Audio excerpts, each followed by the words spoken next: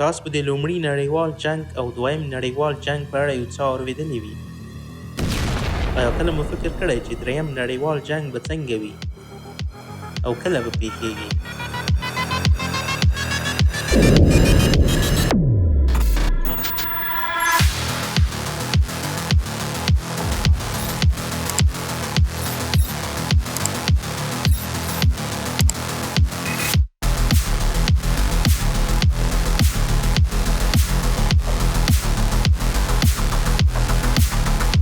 دریم نړیوال جنګ د پوځي ماهرانو ترمنځ یوه اختلافي موضوع ده، ولې پیښیدل یې حتمي خبره ده چې په هغه کې به د نړۍ اټومي هیوادونه ګډون ولري.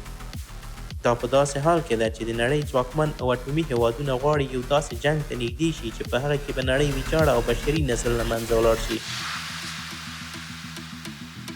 تاریخ اوس هم هغه له وحشته او دهشته ډکه فضا په یاد لري، کوم چې امریکایانو په 1945 کال په هیروشیما او ناګاساکي له اسمانه اټومي بمونه وورول او په پایله کې دویم نړیوال جنګ پای ته ورسید.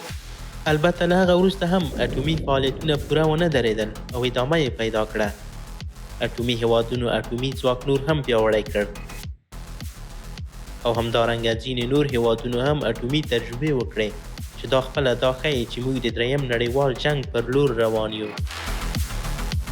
دا په داسې حال کې ده چې په نړۍ کې اکثریت نړیوال پوځي ماهران په دې نظر دي راتلونکی وژونکی او مخرب جنګ په نړۍ کې د استوي بټیو د زیاتېدو او تیلو او اوبو کمښت په سر دی. د دې جنګ خاطرات به دومره لوی او عظیم چې تر دویم نړیوال جنګ به څو چنده زیات وي. نو شک نشته دا پیښه به نړۍ اغېزمنه کړي او په پایله کې به ځینې هیوادونه ډېر ځواکمن او ځینې به له منځه ولاړ شي.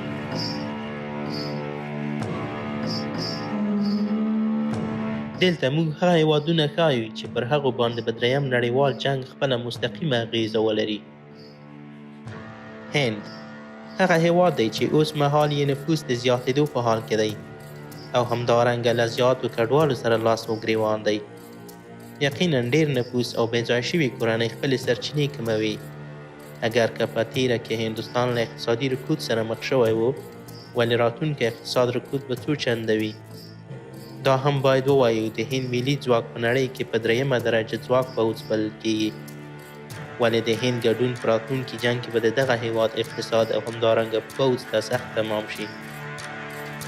فرانسه له 2014 کال را په دې خوا په عراق او سوریه کې د جنګ په حالت کې قرار لري او همدارنګه په افریقایي هیوادونو کې هم د اسلامي جهادي تنظیمونو په مقابل خپل جنګي عملیات پر مخ بیایي. همدا علت دی چې فرانسه کې هم چاودنې او بمبارۍ کېږي او لرې نه ده په سوریه کې د خپلو ملي ګټو د ساتلو لپاره له استوي ځواک کار واخلي.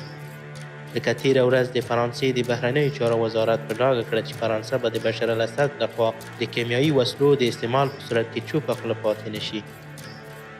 جنوبي کوریا که کله هم د شمالي کوریا رهبر کیم جونګ اون تصمیم ونیسي پر امریکا حمله وکړي، یقینا به یې لومړی هدف جنوبي کوریا وي، ځکه په اوسني وخت کې امریکا له جنوبي کوریا څخه د شمالي کوریا پر وړاندې نظامي ملاتړ کوي. ایران دا هیواد له امریکا او اسرائیلو سره دښمني لري. کله چې متحده ایالات د ایران پر هستوي ځواک او مرکزونو باندې حمله وکړي، لرې نه ده د نړۍ دریم نړیوال جنګ سره مخامخ شي.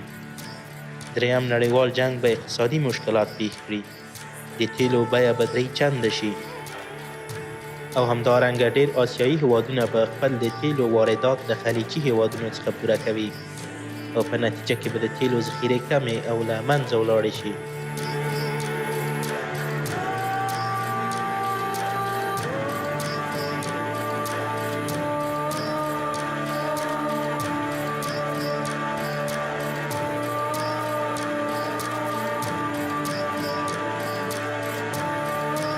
بریټانیا دا هیواد ډارېږي چې له کوم بل هیواد خصوصا د روسیې په ورباندې استوي حمله وشي او تل یې خپل نظامي ځواک د تیارسۍ په حالت کې درولی.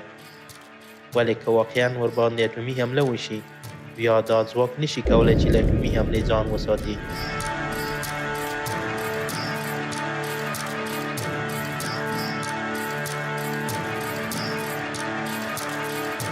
اسرائیل په 2007 کال کې په لومړي ځل په سوریه کې خپل هستوي آزموینه وکړه. امکان لري د ایران د پراخېدونکي نفوذ د مخنیوي لپاره له امریکا سره متحد پاتې شي. پاکستان دا هیواد له خپلو همسایه هیوادونو سره چندان ښې اړیکې نه لري، نه دومره لوی دی چې د دریم نړیوال جنګ په ترڅ کې روغ پاتې شي، او نه هم دومره اقتصادي ځواک لري چې خپل اقتصاد ورباندې ورغوي.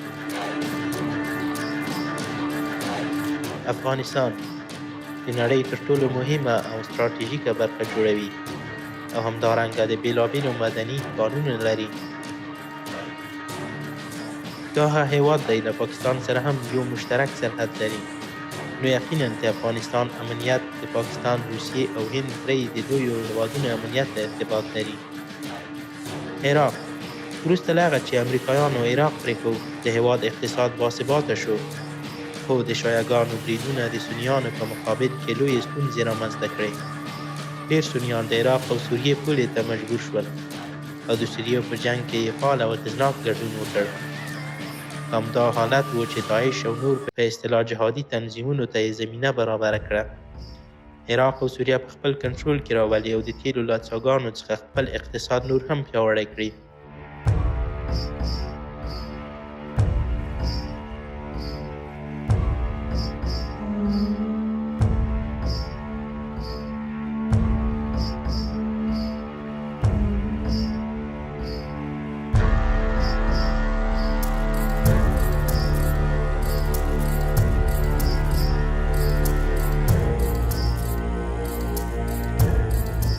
روسیه له هغه هیوادونو څخه ده چې کولی شي د دریم نړیوال جنګ پر وړاندې مقاومت وکړي او خوندي پاتې شي.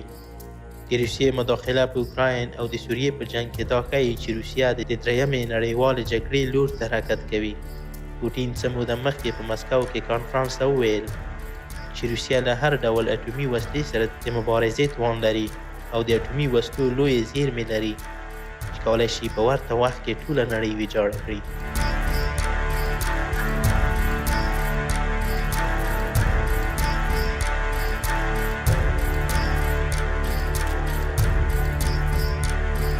سوریه داخلي جنگ چې د حکومت د پلویانو او مخالفانو ترمنځ رامنځته شوی نږدې 7 کاله کې ادامه لري او په ترڅ کې 2 میلیون خلک تر اوسه پورې وژل شوي دي. د دې هیواد داخلي جنگ هم دریم نړیوال جنگ ته ورته والی لري.